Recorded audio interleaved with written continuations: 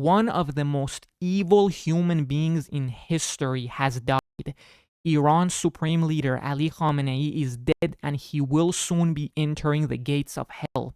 Trump just confirmed it on Truth Social, and I want to congratulate all Iranians across the world. Only if you're an Iranian and you have experienced the true brutality and tyranny of this regime, you can understand what a joyous moment this is for all Iranians. It is time to celebrate, it is time to party, it is time to eat cake, because we are lucky enough to be alive at a time that we can witness the downfall of this regime. This is a person that is responsible for murdering 7,000 innocent protesters in a span of 10 days just about a month ago. This is a person responsible for mass executions. This is a person responsible for mass imprisonment of people who just happen to have a different political belief than him. This is the person responsible for fomenting terrorism through his proxies all across the region. It is truly, truly a wonderful thing that this person is gone.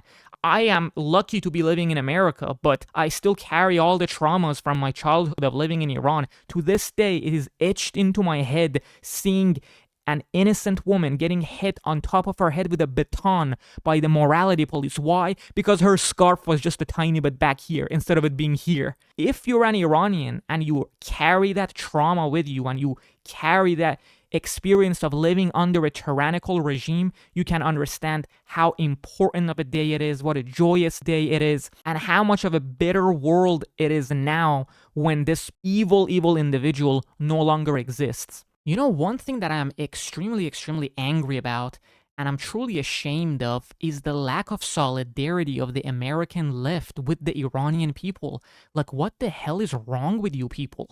I think most of you guys just turn politics into some sort of a sports team where just because the Iranian regime is against Israel, that somehow that makes the Iranian regime good.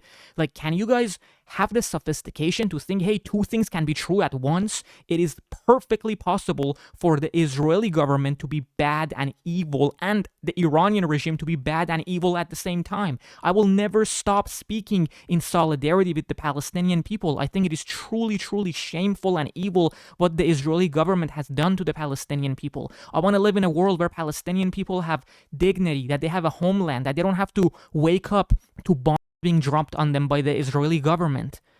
At the same time, you should never hold back in condemning the Iranian regime either. If you're a true person at the left, if you believe in human rights, if you believe in dignity for all people, you should condemn both of these groups, okay? There is no good side between the Iranian regime and the Israelis, okay? If you are a true person at the left, you will be on the side of innocent people in both of these cases. I try to practice that for myself. I try to stay consistent when it comes to these issues. But every time I'm looking online, I always see these cases where people think that, you know, the Iranian regime are somehow these innocent little puppies and that they can do no wrong and that Israel with its mighty military is coming to do imperialism in Iran. Brother, it is perfectly okay to condemn Israel. At the same time, you must keep that same pressure on the demonic Iranian regime that has butchered its own people for the past 45 years. Try talking to some Iranians for once, okay? I think most of you guys think that you guys are all geopolitical geniuses just because you scroll through TikTok. Try talking to an Iranian person, okay? Try talking to people that have escaped Iran. They will tell you stories that will literally blow your mind about the evil of this regime. Let me repeat this to you. It is a wonderful thing that this regime is falling down. It is a glorious day that we can sit here and witness the downfall of this regime. That doesn't mean you have to agree with what Israel is doing. That also doesn't mean that you have to be a Trump supporter.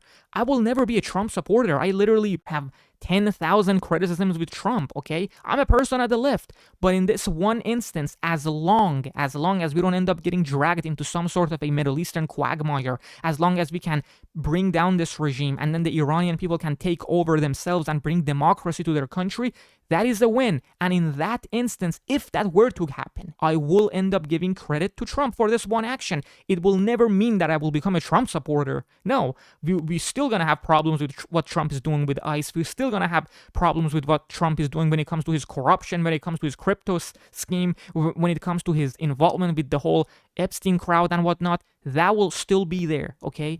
But if he can bring democracy to the people of Iran, of course I'm going to give him credit for that one thing. Now, of course, just because the supreme leader has been taken out, it doesn't mean that the Iranian regime will come crashing down all of a sudden. There was already a report in New York Times that the supreme leader had already picked his next 3 successors that would have taken his place in case he were to be killed. This regime has a lot of contingency plan in a war scenario with America or Israel, but the more of these hardliners that get taken out, the easier it will be for the Iranian people themselves to eventually take over the government and hopefully bring democracy to their country. And that is what I'm hoping for. That is what I'm covering. That is what I'm looking at the news every day. And I will be covering this war every single day on this channel. Please subscribe to the channel, and I will see you soon.